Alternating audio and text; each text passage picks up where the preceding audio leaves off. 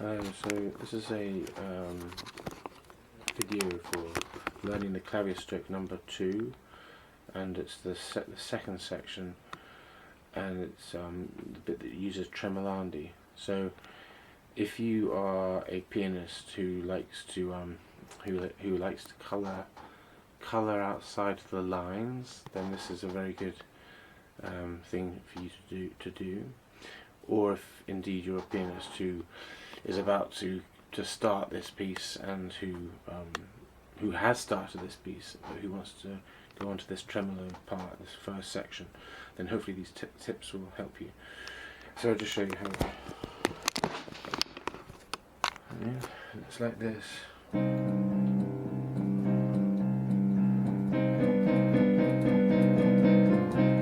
It's that bit there. The way to do it is, I think, not to lift up your fingers. They are going to be legato. At the beginning, they can be up, fine, those two, but then it's going to go. Yeah, with no gaps. It's quite difficult to get that bit in, but anyway, that's how I do it. So it's on the 8th one it goes up there. It's on the 10th one that it goes up to there, and the 13th will be back here. So it's 1, 2, 1, 2, 3, 4, 5, 6, 7, 8, 9, 10, 11, 12, 13. Okay, so that's how I'd recommend it.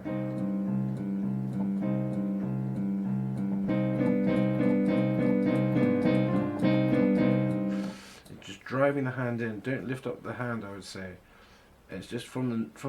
It's quite tense. I think it's like this. It's almost it's almost like you're digging you're digging into the piano, and it's the same as for all of the. I think they're called tremolos, tremolandi. I think they're not trills, and I think that's the name, tremolandi. And because I spent a long time trying to work out how to get it quick, and I was practicing, just doing it again and again and again, but it's not gonna. I think I'm not gonna be able to get it fast anyway, unless I do it this way, where it's totally legato, no gaps between the fingers, and it's like, to get that, you've got to quite keep this forearm quite stiff, I think, and as if you're digging in, as I say, digging into the piano.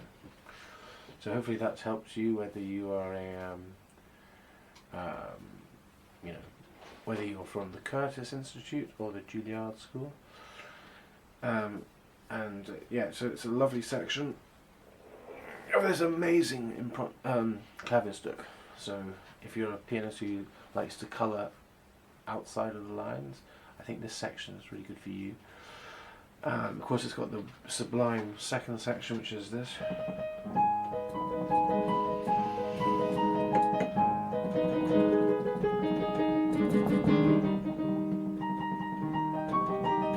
Which is just beautiful. And you can see where people like Schubert got his 15th Davidsbund from. And Chopin got his things from. I think because you don't get that kind of you don't get this kind of what's the word? You don't get this kind of lyricism in Beethoven. You get a different kind of lyricism in Beethoven.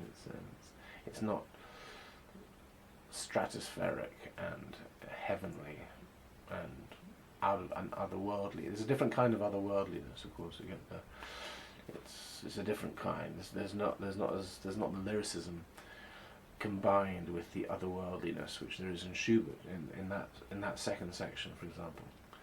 And this first section, which I've been talking about,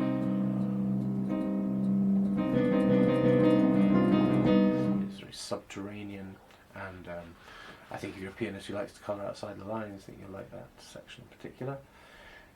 You've got the stratospheric, subterranean and stratospheric in this piece. That section, and then this stratospheric section, you might call it, and then you've got what I would call this ceremonial section here, which is played as slowly. I find it difficult.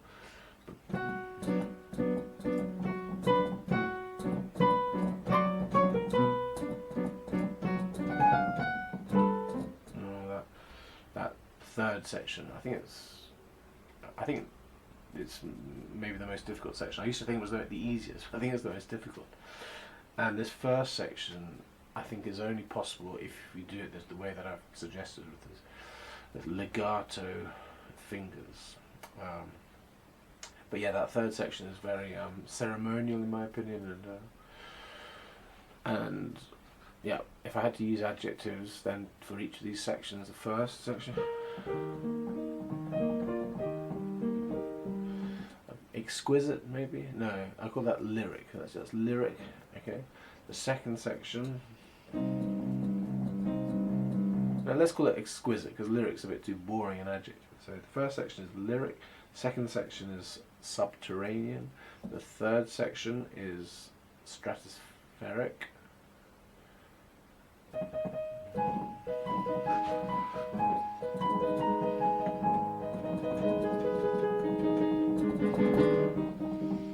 cosmic maybe. I like stratospheric. I got these words from Alfred Brendel, by the way, in his description of Beethoven, but I think it works quite well for Schubert. And then the ceremonial.